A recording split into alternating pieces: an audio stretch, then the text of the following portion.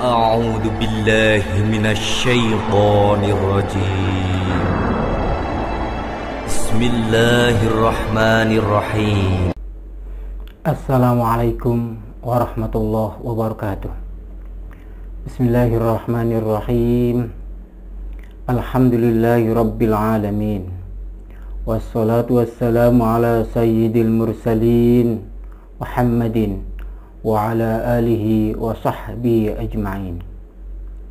Asyhadu an la ilaha illallahul malikul haqqul mubin wa asyhadu anna Muhammadan abduhu wa rasuluhu shadiqul wa'dil amin. Wa qala Allah ta'ala fi kitabihil karim, a'udzu billahi minasy syaithanir rajim. Bismillahirrahmanirrahim. Ya ayyuhalladzina amanu taqullaha haqqa tuqatih wa la tamutunna illa wa antum muslimun. Ya ayyuhan nasu u'budu rabbakumul ladzi khalaqakum wal ladzina min qablikum la'allakum tattaqun. Ya ayyuhalladzina amanu taqullaha wa qulu qawlan sadida yuslih lakum a'malakum wa yaghfir lakum dhunubakum wa may yuti'illaha wa rasulahu faqad faza fawzan 'azima. Amma ba'd. Saudaraku, kaum muslimin dan muslimat di mana saja Anda berada, di hari pertama bulan suci Ramadan ini, marilah kita isi bulan suci Ramadan ini dengan amalan-amalan saleh. Karena di bulan Ramadan ini adalah bulan yang di dalamnya penuh dengan keagungan, penuh dengan keberkahan. Jika orang yang berpuasa melaksanakan amal saleh, maka pahalanya akan dilipat gandakan. Orang yang berpuasa di bulan suci Ramadan dan berdoa, doanya akan dikabulkan. Barang siapa orang yang berpuasa di bulan suci Ramadan karena mengharap ridha Allah, maka akan diampuni dosanya oleh Allah Subhanahu wa ta'ala. Dan bulan suci Ramadan adalah bulan yang di dalamnya ada malam yang disebut dengan malam Lailatul Qadar. Barang siapa yang melakukan amal soleh di malam itu, maka baginya sama seperti melakukan amal soleh selama 1000 bulan.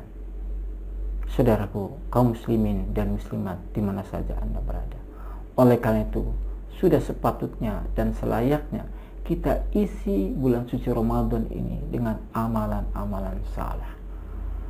Apa saja amalan saleh yang perlu kita lakukan di bulan suci Ramadan? Paling tidak ada 7 amalan saleh yang harus dilakukan kita selaku umat Islam. Yang pertama adalah tingkatkan pengetahuan kita dalam 3 hal. 1. Pengetahuan tentang mengenal Allah Subhanahu wa ta'ala. Orang yang mengenal Allah, maka hatinya akan menjadi tenang. Sebaliknya, orang yang tidak mengenal Allah, hatinya bisa menjadi gelisah. Kita kenal Allah. Siapa yang menciptakan kita? Siapa yang memberi kehidupan kita? Siapa yang akan mematikan kita? Siapa yang menjadikan mata bisa melihat? Siapa yang menjadikan telinga bisa mendengar? Siapa yang bisa menggerakkan kepala, bisa ke kanan dan ke kiri? Siapa yang bisa menggerakkan tangan, yang bisa menggerakkan kaki, yang bisa menjadikan akal kita bisa berpikir, hati kita menjadi lembut? Itu jawabannya adalah Allah Subhanahu wa ta'ala. Kita kenali Allah, Allah Maha Pendengar. Kita kenali Allah sebagai Maha Melihat, dan seterusnya. Namun pengetahuan itu bukan hanya sebatas di akal pikiran kita ataupun di lisan kita, tetapi mengenal Allah itu harus dimasukkan dalam hati kita dan diimplementasikan dalam kehidupan kita sehari-hari. Orang yang mengenal Allah, maka dia tidak akan mencuri, karena dia meyakini Allah sedang melihat kita.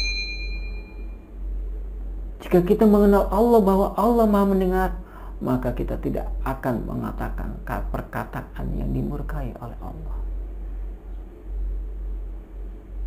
Saudaraku kaum muslimin yang dimuliakan Allah Subhanahu wa taala, marilah kita tingkatkan pengenalan kita kepada Allah Subhanahu wa taala. Yang kedua, pengetahuan akan perintah-perintah Allah dan larangan-larangan Allah. Allah berfirman dalam Al-Quran, Bismillahirrahmanirrahim, Inna akramakum indallahi atqakum. Sesungguhnya manusia yang paling mulia di antara kalian adalah yang paling bertakwa di sisi Allah Subhanahu wa taala. Mana mungkin kita bisa melaksanakan perintah Allah dan larangannya kalau kita sendiri tidak mengetahui ilmunya, mana perintah Allah, mana larangan Allah. Bisa jadi kita baru mengetahui perintah Allah itu sholat, zakat, puasa, haji yang mampu. Padahal selain itu masih banyak perintah-perintah Allah yang harus kita pelajari. Begitu juga kita harus mengetahui larangan-larangan Allah. Bisa jadi kita baru mengetahui larangan Allah itu mencuri, larangan Allah itu berjudi, larangan Allah itu merampok, larangan Allah itu berzina.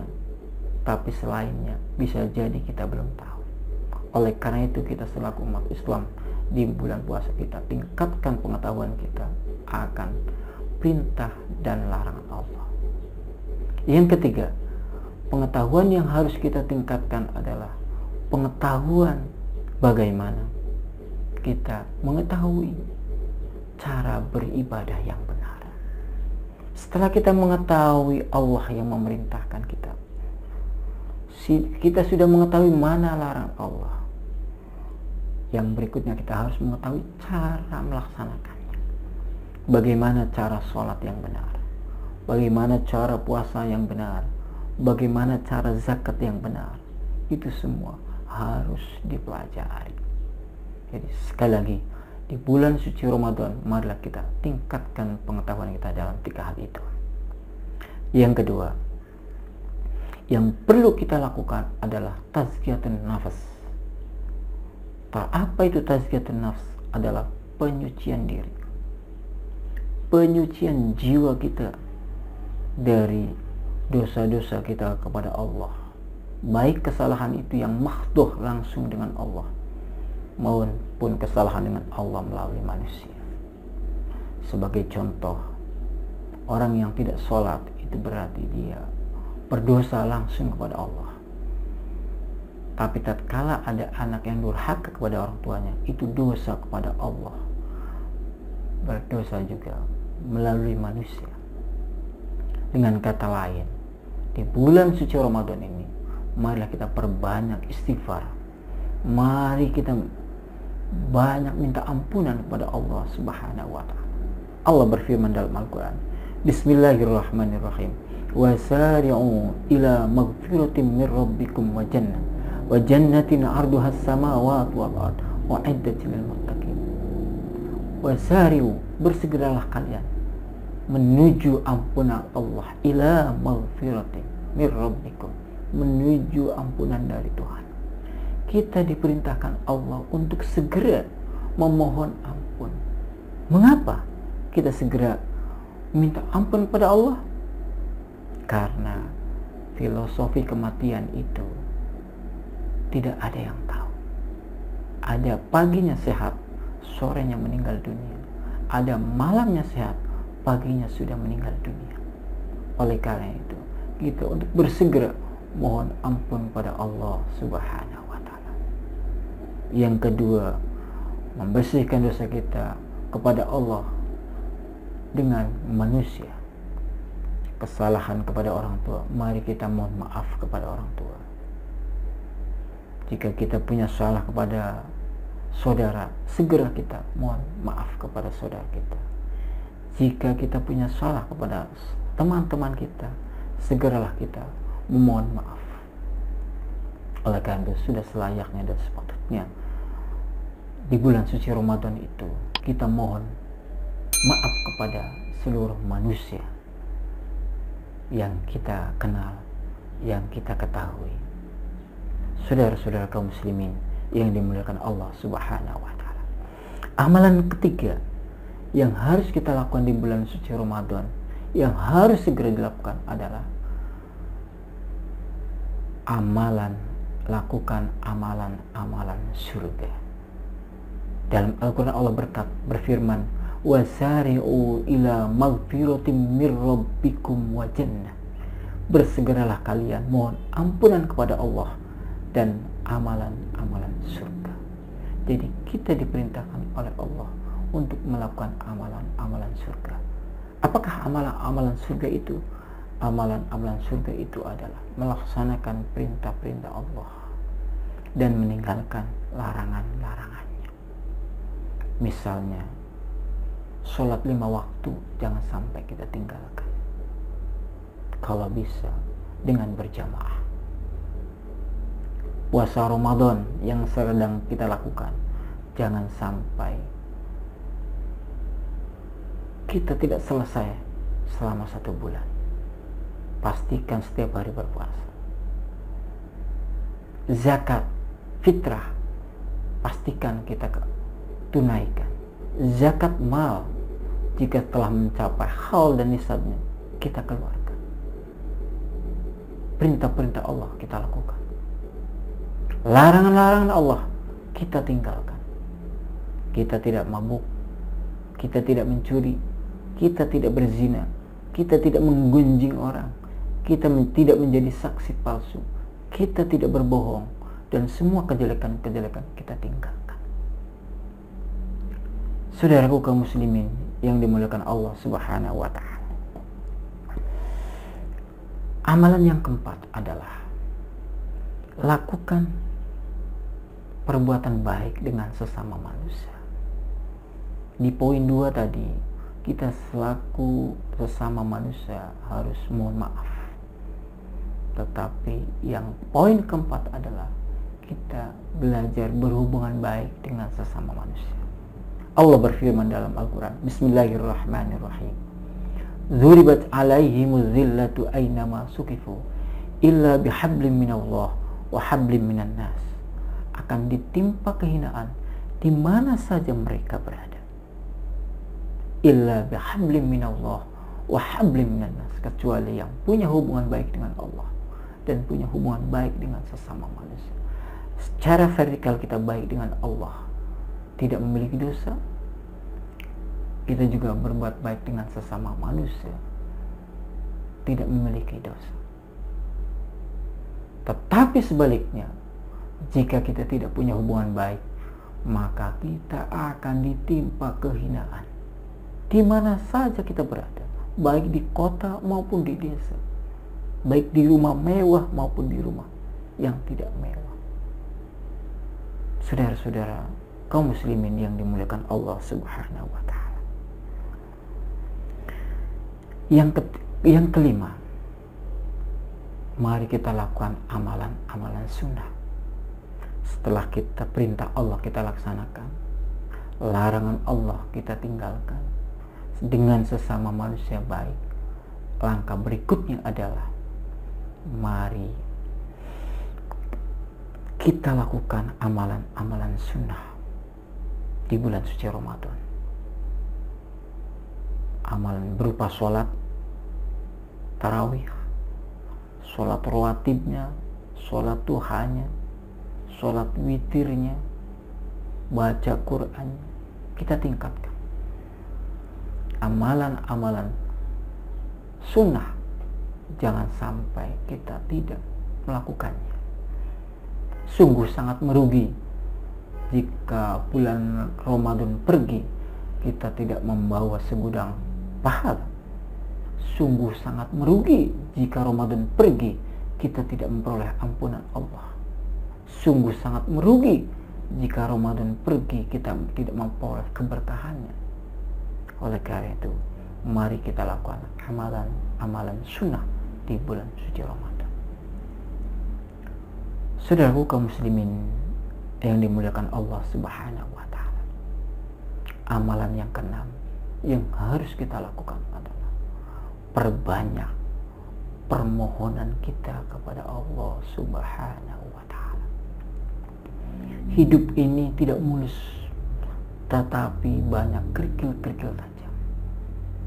Apa yang kita cita-citakan terkadang meleset.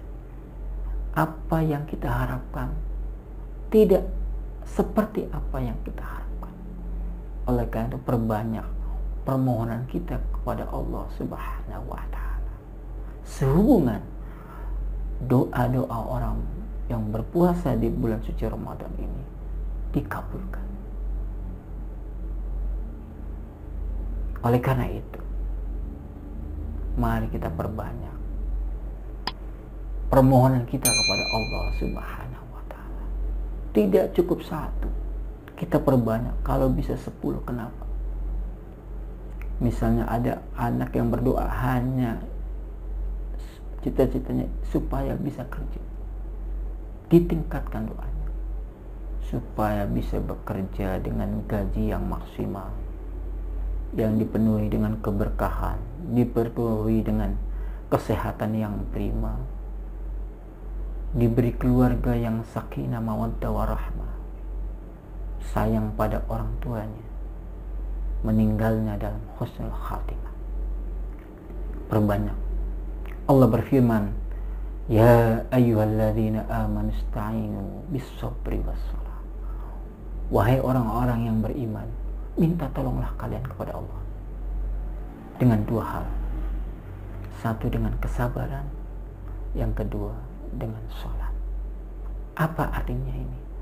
Orang mohon doa kepada Allah dengan sabar, itu artinya tidak ingin segera dikabulkan melalui proses kehidupan. Sabar berarti tidak marah. Sabar berarti tidak jengkel. Sabar tidak harus segera, tetapi mohonlah kepada Allah dengan kesabaran, dan sholat dengan doa yang maksimal. Itulah yang harus kita lakukan. Jadi yang keenam ini adalah perbanyak permohonan kita kepada Allah dengan sabar dan doa. Terakhir, tawakal kepada Allah. Pasrahkan segala usaha, upaya, doa kita kepada Allah Subhanahu wa Ta'ala. Insya Allah orang yang sudah bertawakal tidak bisa digoda oleh syaitan. Laisa lahum sultanun 'alal ladzina amanu wa 'ala rabbihim yatawakkalun. Syaitan tidak mempunyai kekuatan. Syaitan tidak punya kemampuan untuk apa? Untuk menggoda orang yang beriman dan sudah bertawakal kepada Allah Subhanahu wa Ta'ala. Demikian ceramah ini. Mudah-mudahan ada manfaatnya bagi kita semua. Saya akhiri. Wassalamualaikum warahmatullahi wabarakatuh.